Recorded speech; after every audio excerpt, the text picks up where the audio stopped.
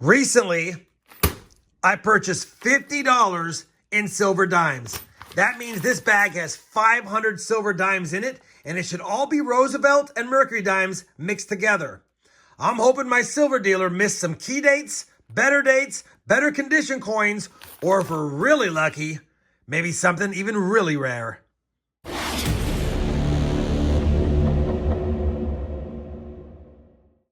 Hey everyone, it's RobFindsTreasure and welcome back to my channel. I have a 500 silver dime hunt for you guys today, and I'm telling you, I'm a little bit disappointed in myself for not buying all the silver dimes he had.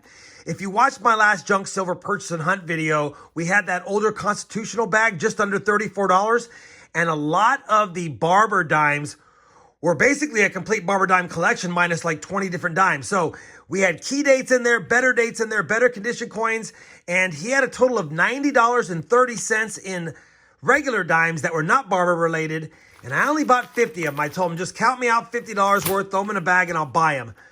I probably should have bought the other $40.30 worth after what I saw in that barber bag, but I guess we'll go through this and see how good or bad it is. And if it's really good, maybe I'll give him a text and see if I can get the other $40.30 worth. Either way, it's 500 dimes. Obviously, the Roosevelt dimes are never going to have a lot of better dates really in them. Just we're looking for higher grade examples to upgrade the books. And then all of the Mercury dimes, we're really only looking for a handful of dates that could be in any condition, like the 16D, the 21, the 21D, as well as the 26 DNS. Those are basically the better date coins. Hopefully we have something like that in here, but I'm not expecting it. I think what I'll do first is go ahead and dump out this bag. We'll take a look at what we have as far as sheer quantity on the mat here, and then I'll get to segregating all of the Roosevelt dimes. I'll just pull all the Roosevelt dimes out. I'll probably just throw them in this bin and put them to the side for now. I will go through those as part of the video, but not really on camera. What I really want to do is get the Mercury dimes out of here and take a quick peek. Let me go ahead and do that, and I'll be right back in just a second with a dump out.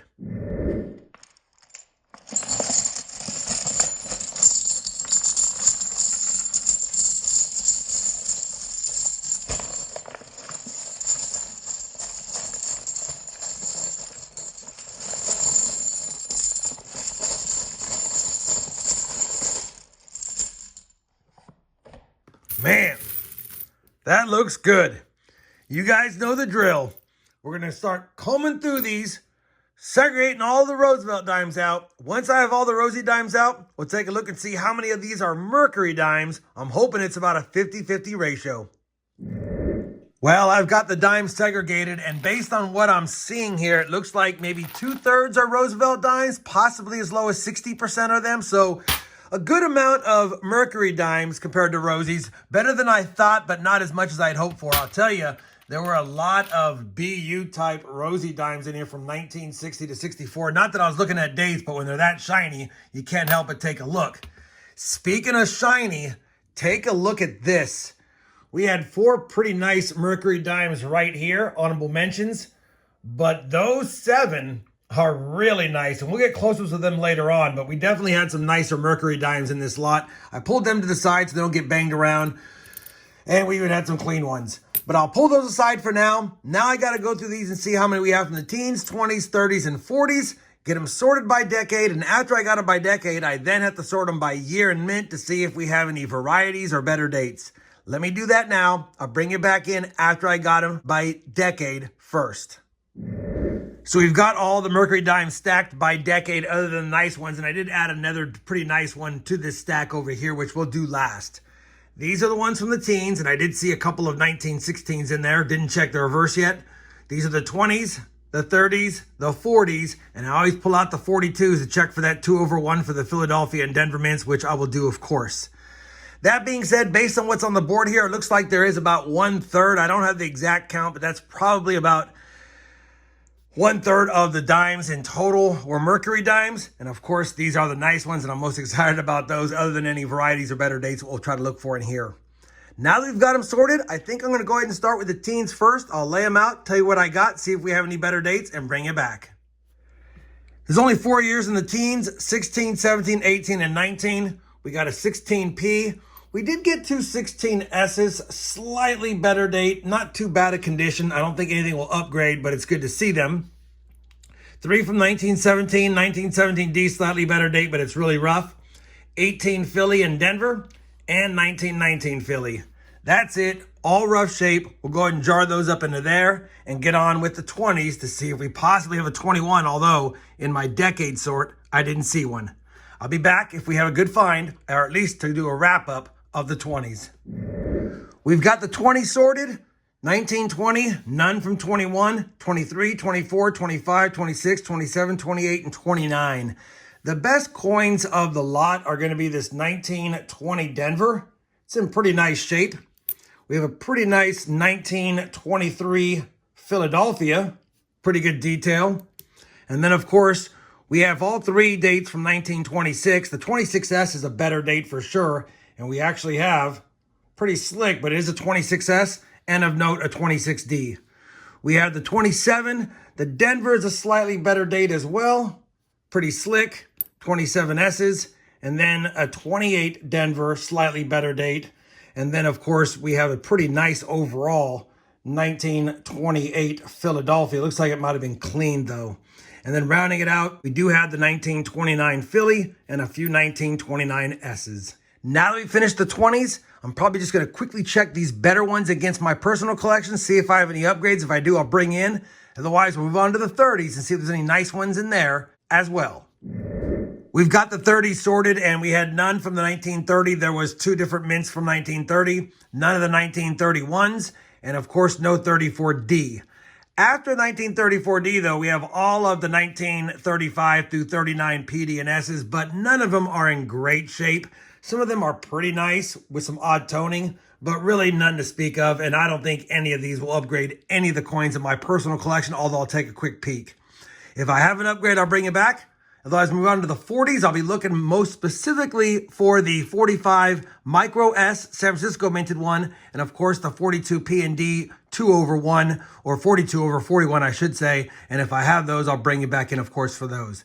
Let me check these and get those sorted, and I'll be right back. Well, we had all the dates for the 40s. Unfortunately, none of the 42 P or Ds were the 42/41 variety. Those are extremely valuable. I've been looking forever for them. Did not get one today. That being said, we had 5 coins from 1945 San Francisco, and fortunately, we do have another Micro S. I'll show you a regular S under the scope first so you can see what that looks like. Right there is a regular S, and I'm going to slide it over to see if I can put the Micro S under the scope as well. It's going to be a tight fit, but I think I can get them both there. You can see how the regular S is full, and the Micro S looks like it's been pinched together. And so definitely found one variety in the 40s, the 45S Micro S. Unfortunately, in order to fetch anything really above regular value, these have to be in a mint state. Once they hit mint state, these coins fetch over $30 a piece, and in higher mint states, they're triple figures. This coin looks like it may have been cleaned, and even in this type of condition, whether it was cleaned or not, it's probably more like VF. And a VF dime like this is still only about $3 or $4. So not really going to fetch anything extra. It's a nice, fun variety to find, but it has to be in high grade to get anything above multiple of face value. Now that we've finished all those, let me get these rolled up. I don't think anything's going to upgrade here, but one of those might. Let me go ahead and get those pulled out, segregated by date and year and mint, and we'll go ahead and see if we have any ones with full bands or just some really nice looking coins in general. All right, we have gone through the nicer Mercury dimes. We have a pretty nice 1925, a nice 1939, decent 1940, not as nice up close. We got 3 nice 1941 Phillies. That top left one, even though it has a little tarnish to it, looks the best, at least as far as luster and everything. We have 2 1942 Ps. We have a 1944 Philly and a 1945 Philly.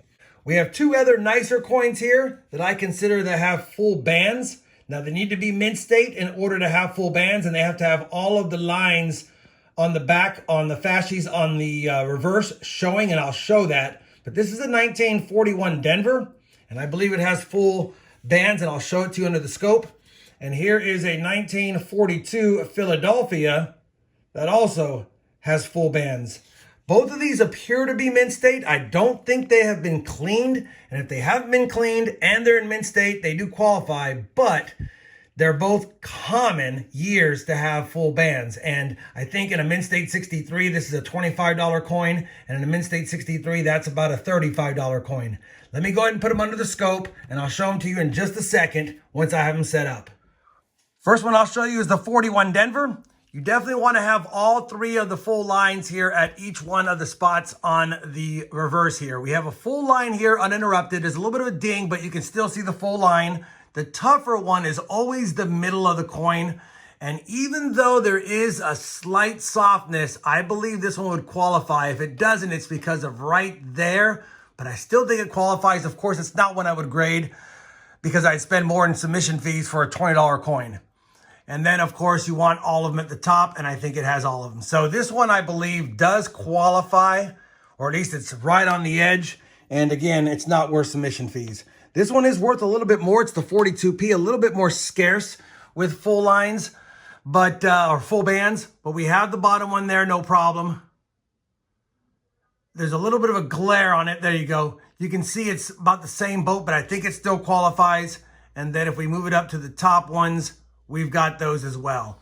Again, they are close calls, and even if they were 100% without a doubt not cleaned and had full bands, it's just not worth submission. I already have nicer ones in the collection.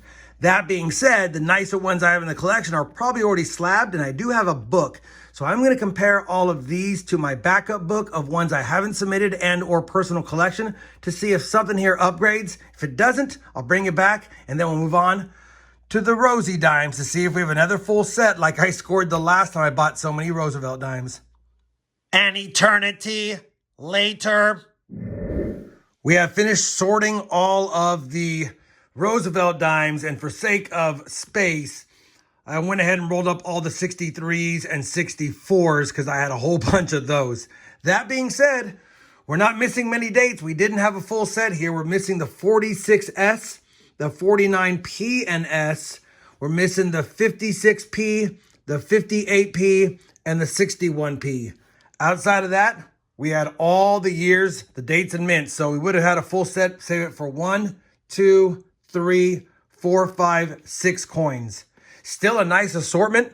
I don't need any of these. There are some nicer ones, but I already have a complete mint state Roosevelt dime album. So I'm just going to go ahead and roll these up. I've got to make some new rolls in there. That way I can get them segregated properly and not mix them all back up after all the time it took to do this. Let me go ahead and do that really quick. Get that filled up. I'll be back with some final thoughts on today's dime hunt. Well, we did it. We got all of those dimes in by year, not by mint, just by year, from 46 all the way to 1964. These are all the pre-40s Mercury dimes and the 1940s Mercury dimes. Now that those are done, these are the finds of today's dime hunt.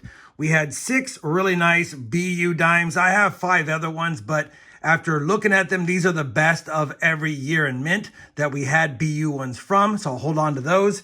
And then in the circulated examples, a 26S better date and a 1945S micro S. So definitely some decent finds. Obviously, we didn't get any of the key dates, things like that, 1916D. We didn't get any of the 21s, but I still had a good time going through these, and I added some more dimes to my stack and to my stock. If you guys enjoyed this dime hunt, I'd appreciate that thumbs up.